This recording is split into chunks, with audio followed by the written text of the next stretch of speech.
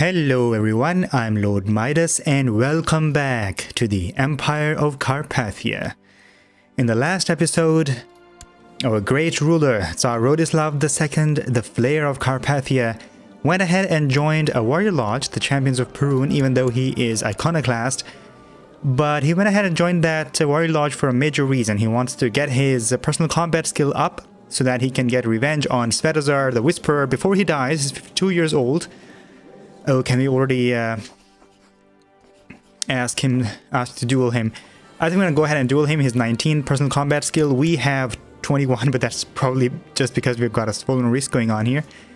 Plus, I believe he's wounded as well, yeah.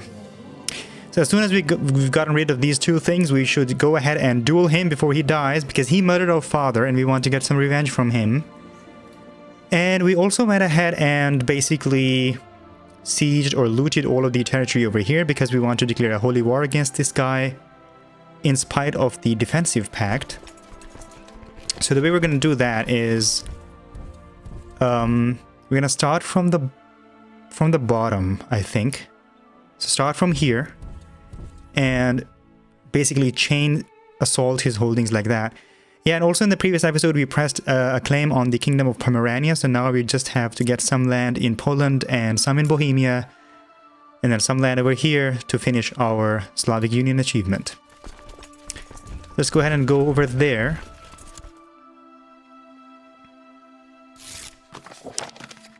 And our Patriarch Daniel reports that the majority of the population has been converted to the iconoclast faith in Korsun. So previously he was having some trouble here and there was peasant unrest because of his preaching, but now he has succeeded to make them iconoclast. Religious tension. So there's no reason for this religious tension to exist anymore, so it should expire. It's anyway going to expire like in half a year. Alright, then let's put him to proselytize in yet another county. So this patriarch has converted so many counties in his lifetime. He should be a complete expert at this by now. Well, let's put him here in Zaslav.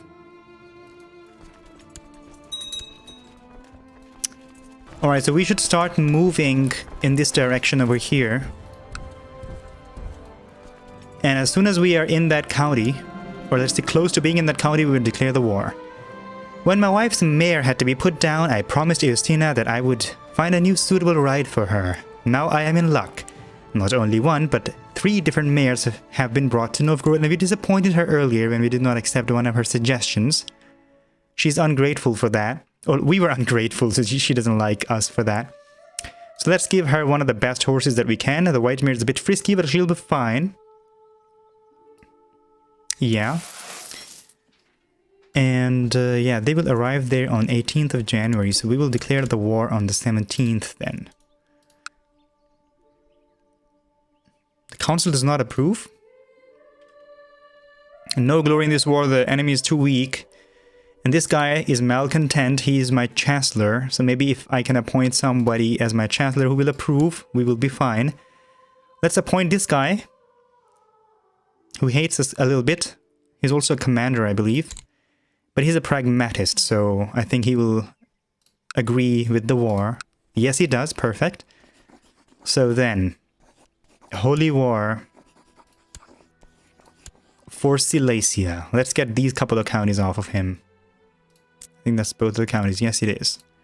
Alright, let's declare that.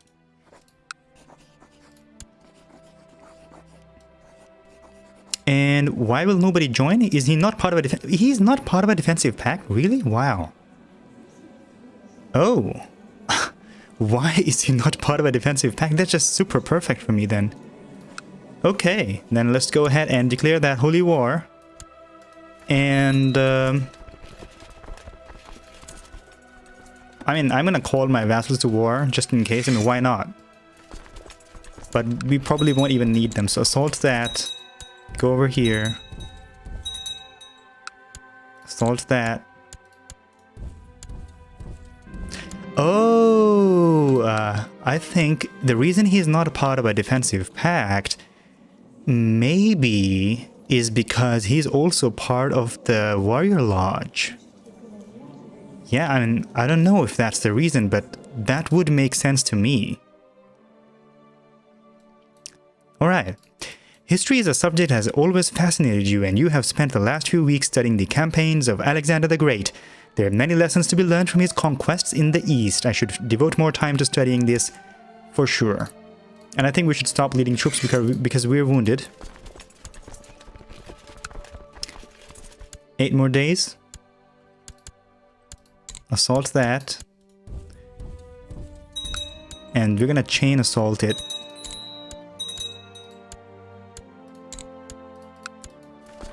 Okay. 94% already. This will be a very fast war. And 99%. Now let's make it 100. Oh, at age 11, our nephew Trifon Slovensky died from a bad case of flu. He was the son of our sister. And now she has only one other son from this guy, who has some chance of inheriting the kingdom of Ruthenia. So it's important that this son survives. And we have to appoint a new court physician. Did Daniel die? How did he die? I want to check that. So, oh, suspicious circumstances. Very weird. Why would anybody want to kill such a true beacon of the iconoclast faith who converted so many counties to the true faith? But apparently somebody had some issues with him and he died under suspicious circumstances. Very strange. We have to appoint a new court chaplain. And the Bishop of Stolzi is no longer a good candidate this time. It's going to be Pattern, courtier in Carpathia. He's depressed, but he should be pragmatist. I'm fine with that. And let's send him now to proselytize in the place of Daniel. Okay. Let's assault here. And that should give us 99%. Oh, there's quite a big stack that he's got over there. Probably because a lot of people joined to defend because of the Slavic, holy war thing. Work has become boring and the hours of the day drag on. We are no longer diligent. And he's surrendering, I would assume. Yes, he is surrendering. I'm going to decline it because I'm just first going to assault here, get some more prestige from that, and then basically enforce demands. The old wound has finally healed, leaving a pretty grotesque scar behind. And we have become grievously scarred because we had some scar earlier as well, and that gives us extra prestige, extra personal combat skill, attraction opinion, same trade opinion, opposite trade opinion, and tribal opinion. Old wounds have left this character visibly scarred. Ew, and let's have a look at that. Yeah, look at those scars on our face. Because of all of the duels that we've been having. So 41 personal combat skill now, and Svetozar Kirevich has 19. I think I will wait for this swollen wrist to go away. It will go away in a couple of more months, and then we will go ahead and ask him to duel us so that we can get some revenge for our family. Enforce demands. The Holy War has been won. Very nice. And now we are at...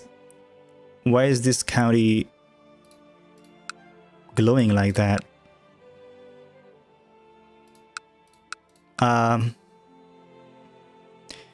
Okay, I don't know why it's glowing like that. Because we are at war with someone. It's Piskla's host claim on CCN. He's pressing a claim here, and this is his army. Okay, let's kill him then.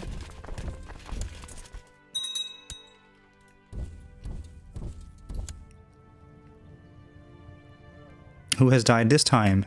Oh, the court physician.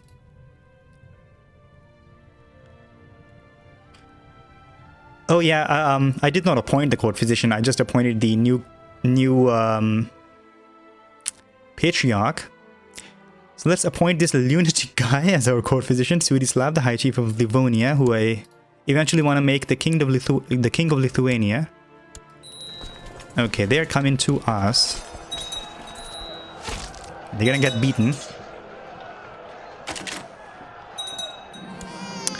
A daughter was born to Malfrida the Unfaithful and Chief Rostislav of Vozviahel, named Premislava. So our sister has apparently been unfaithful to her husband and has produced a bastard child with someone. Not good. But we still like her because she's our sister, so we're going to keep taking care of her. Put her son on duty. And tell me it's going to be a commander this time. Yes, it is. Yelese. 75% war score against this person who is pressing his claim already. And we still need to get all of this territory off of this guy, but now we have a truce with him, so we have to wait until that truce expires before we can go to war with him again. So in the meantime, let's focus our attention towards the east now, while that truce is expiring. And we're going to continue to use our retinues the way we've been using them, loot them first, and then declare a war and chain assault them. I could hear someone sneaking around inside and believed it to be a burglar. When I went downstairs, I discovered Yaroslava opening one of my letters. And we are very, very cruel, so that's not a good thing that you're doing. I'll teach her to be less nosy. She didn't react well to my way of correcting her behavior. I fear she is even more suspicious towards me now. Worrying. I'm not worried at all about that. Okay. A lot of people are joining the defensive pact. These are some people over here, okay. Alright, we still have 75% war score. Do we want to wait for him? Because he's going to come again and try to siege that county. So we have to wait a little bit more, kill that army once more before we can go back east.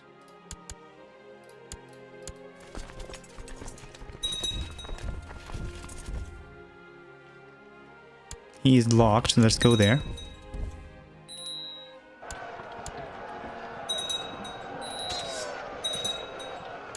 %100% war score, enforced demands. And he is imprisoned, and he has a lot of gold. If we execute him, this option is viewed as tyrannical and will lower all of your vassals' opinion of you by -10. Why? Why is it tyrannical? He's Slavic pagan. He just declared a war on me. And if he dies, will that guy inherit all of his money or will I inherit it? He belongs from here. And execute is tyrannical. Why? I have no idea why this execution is tyrannical. So what I'm going to do is I'm going to throw him in the oubliette. He's 51 years old, so I think he's going to die anyway. And we will see if we get his gold or if his other liege gets it. In the meantime, let's send our retinues back over here to Karashev to loot them.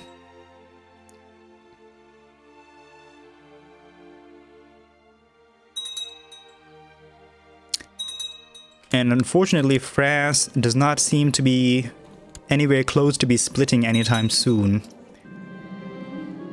Yeah, the earlier the France splits, the easier it's gonna be to get those two counties for us. Local Saint Rodislav was an inspiration in many ways. That's our grandfather, and I wish I could live up to him. Lately, I have visited his tomb a lot and listened to the tales of his miracles throughout his life. I will live up to his ideals, regain piety, and become charitable. I can only wish to be like him. I think we're gonna keep this character more and more, let's say, non-religious, because he's cruel and deceitful and greedy, etc. Sympathy for pagan religions. He's not gonna start following his grandfather who was a saint. Yeah, I'm not gonna choose that trait. I'm gonna keep him as greedy.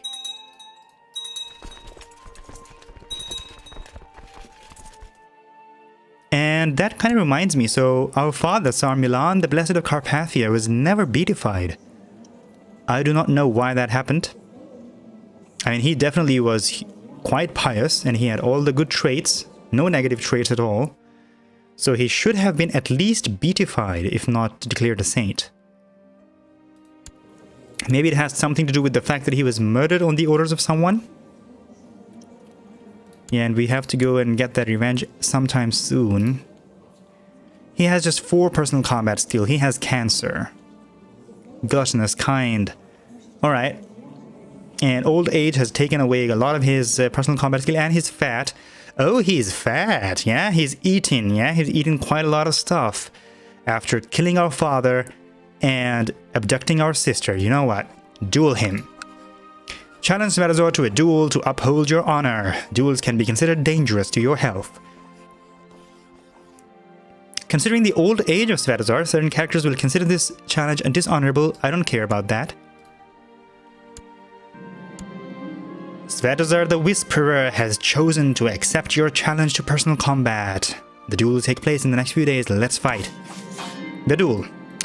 I was holding my masterful short sword in front of me, locking eyes with Svetozar. The crowd began to whisper as my opponent fidgeted awkwardly with his weapon, his face growing paler because he's so old and has cancer. I thought he was about to faint when the man started running away from me. Well, that was easy. What? He ran away? No, I want to kill him. Okay, we will challenge him yet again at some point. He just ran away from us.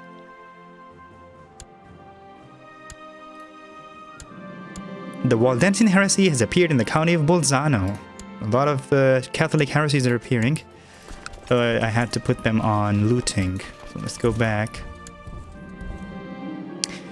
My steward tells me that his efforts at praising my name and deeds have met with great success. A small army of warriors have converged on Novgorod tribe, and let's see how small it is. It is about 4k troops. That's not small at all. If I merge them with this army over here, that will already be like close to 11k stack. Actually, close to 12k. It's a pretty strong stack. This guy is part of the defensive pact, so if I attack him, a lot of people are gonna fight me. But also this guy. So we could declare a war. And we have to get out first. Let's see if we have any option of doing that. He currently has 2k troops. This is the armies of Ruthenia. He's fighting one of our vassals. Ruthenian Holy War for Smolensk. So our vassal here, the King of Ruthenia, is declaring a holy war for Smolensk. This part over here, so if he wins, he will get these 3 counties off of Karashev. I'm very happy with that. So you know what? We're going to go ahead and kill the armies of Karashev. So let our vassal win this war. And the way we're going to do that is we're going to set ourselves on looter and combine ourselves with this army here. Make him hostile to us. And this way we're going to help our ally win this war. They're locked, so I'm gonna go here and kill that army.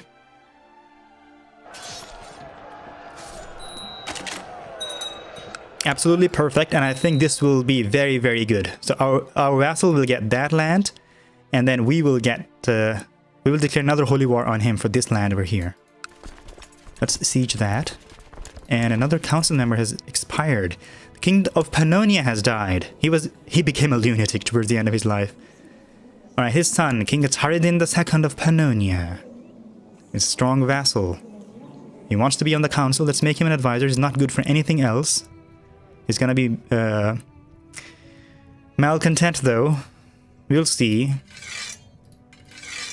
He is pragmatist, not malcontent. Alright.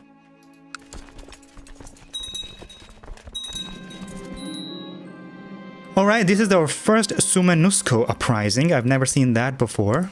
Let's check that out. They are declaring a war for this part over here. That's the revolt. So this part. Okay, we will take care of them also pretty soon. Let's bring down these... Actually, let's just send the event-spawned troops to take care of this revolt over here. We have to appoint a new designated region because that used to be the King of Pannonia. And for this, I'm going to use the King of Poland because he likes us quite a bit and he's also a king. And then we have to appoint a commander. Alright, it's going to be Vyacheslav, chief of Zauzerye, and we have a Waldensian heretic as the High Chief of Mazovia. You know what? He's going to lose his titles now. I think the High Chief of Mazovia has one title over here somewhere. Okay, I'm gonna find him like this. And basically revoke his title.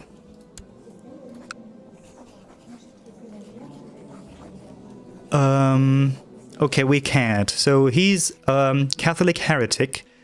So he is not considered an infidel by us because we are a different branch of Christianity, and he's not a heresy of our branch.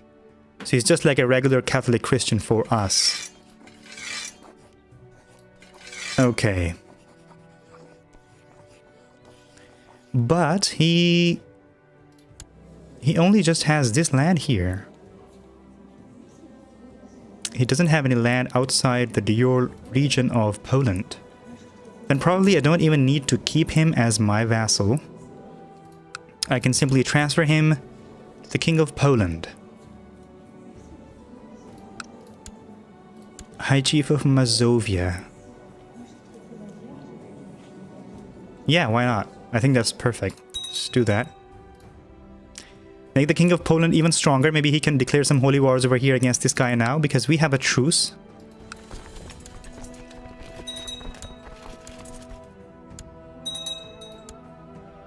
And that has been looted.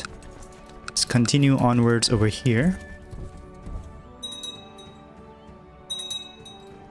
How's the war score? Our vassal is winning by 12% so far. And Novgorod Seversky is helping him. So we will take care of that army as well. You realize that to become a great fighter, you would need to get in better shape. There's a great path in the nearby woods that would be excellent for running. Let's go running. Let's get better in shape. And now we have a peasant revolt for Tartu. Alright, then this stack is also going to take care of that.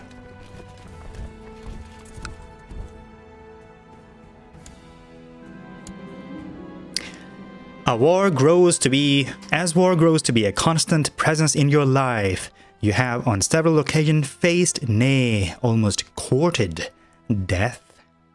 Of course, we become brave and no longer feel fear. As should be, we are 59 in personal combat skill now. Very good to see that. And we have a lot of prestige coming, so let's go ahead and recruit even more prestige-based retinues. And combine them over here. And our vassal seems to be winning that fight. That's good. Hail, fledgling! Rumors are that great spoils are waiting behind the walls of Stereg, waiting to be conquered by any daring raider with enough grit and ambition. I assume I need say nothing more. Signed, Gleb. And this is the barony of Stereg. This one, and the mission is to loot province. Personally lead your troops to loot Stereg. Definitely going to accept that, and we will bring our retinues down here once we win a war over here and loot that and finish our mission like that. After many months studying the campaigns of Alexander the Great, you have acquired many fascinating insights and gained new wisdom in military matters. You realize the art of war might be well worth studying. I shall be a master of strategy. For sure. And how is the war score against him now? 41% in the favor of our vassal.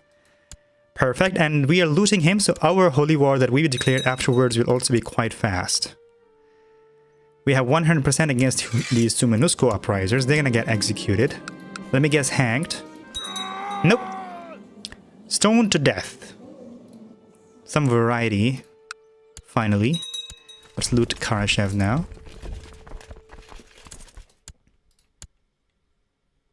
Alright, the armies of Ruthenia are sieging. Let's help them. Alright, another Sumenusko uprising. Second Carpathian Sumenusko revolt. Pretty much in the same position yet again. Accursed infidels. So let's send this stack back. Let's take care of them first and then come back here for the peasant revolt. The Monophysite faith triumphant. The adherents of the Miaphysite faith have steadily dwindled to the point where monophysite believers are in the majority. This new state of affairs has reduced the Miaphysite faith to a de facto heresy. All former Miaphysite holy orders are now monophysite. The bickering of fools does not concern me. Tsar Rodislav II, the Flayer of Carpathia. That's what he thought. Alright, that's another one of our acquaintances. Alright. When can we duel him again? We can duel him anytime soon. As soon as we're done with all of our wars. So we will do that. As soon as we are back at peace, we're going to go ahead and duel him and get our revenge. Alright, so that holy war went through. Very nice. And why is this still occupied by... Oh! No, alright. So the King of Ruthenia is still occupying that territory? Why? He did win that war already.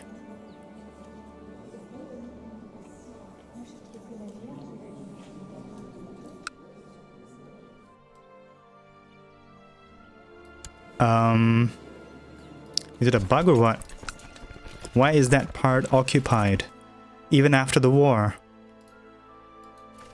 We'll see. So I'm just gonna go ahead and declare a holy war over here though. Let's get that land off of him. Let's we'll get rid of the looter status. Go like that.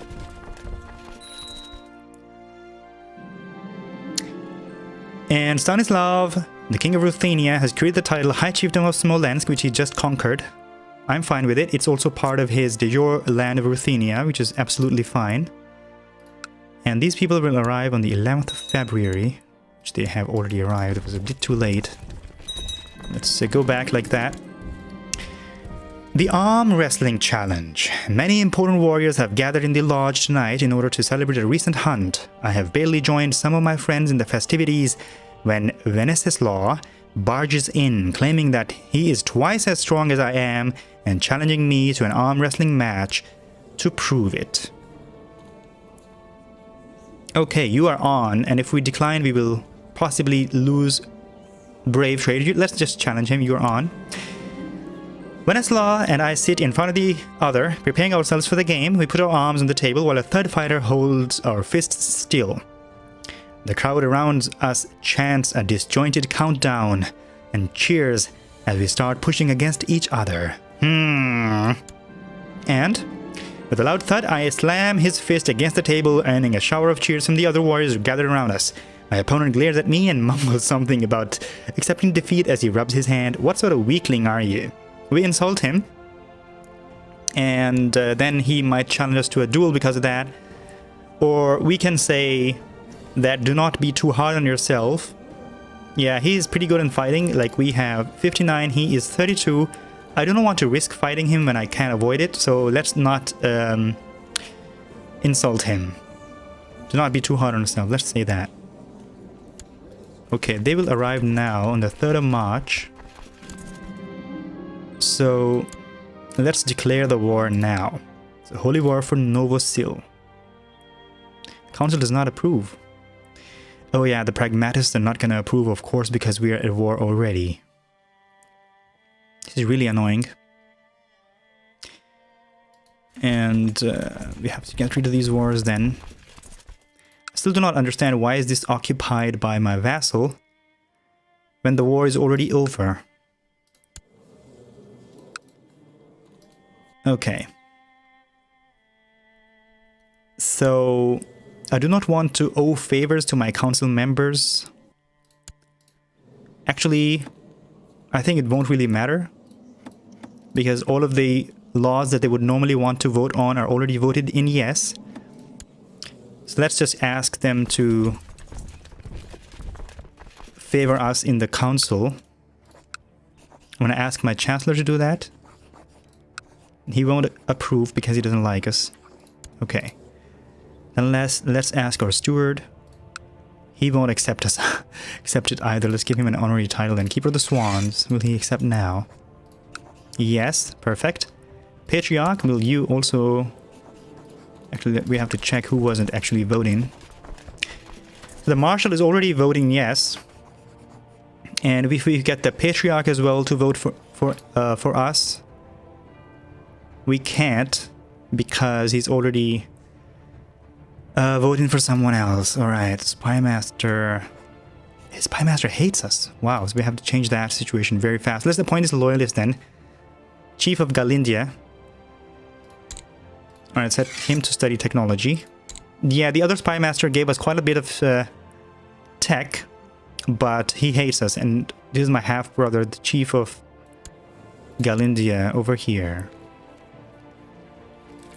Okay. Then, can we declare a war now?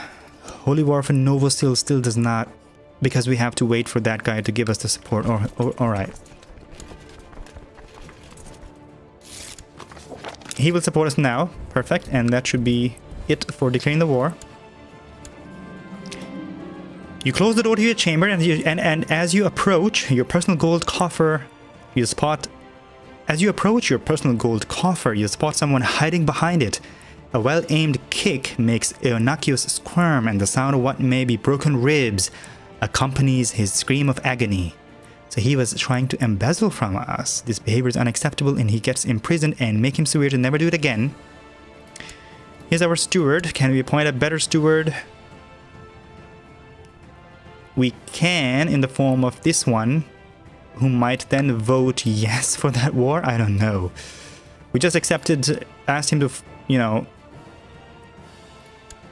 vote in favor, and imprisoning him won't really help me. Just make him swear to never do it again, because I do need his council support right now. Alright, let's declare the war now, and come on! Now the Marshal doesn't vote yes. Like, he was voting yes before, but now he has returning a favor to our Chancellor. Okay, then this guy's gonna get appointed as the Chancellor, and I think he will definitely accept. Thank you very much. That took quite some time to fix. And send that. And as soon as we get in there, we're gonna assault that holding. Get 100% and enforce demands. Alright, very nice. So we're doing pretty good, and I think we're very close to the point where we will also get this land off of him, and then we will get this land in Poland eventually, and then go against France, or let's say just wait until France splits up if we don't want to go against the entirety of France. But I think we're still strong. We are quite strong enough that we can actually take on the entire France as well if we want. But not as part of the defensive pact, probably. So we will see. We will probably have to wait a little bit before France either splits up or the defensive pact expires, and then we'll go against him to get that territory. In the meantime, getting these small lands should not be much of an issue. So that's pretty much it for this episode then. If you liked it, please click thumbs up, subscribe to my channel for future content, and let me know in the comments about your feelings about this playthrough. And I will see you next time. Bye-bye.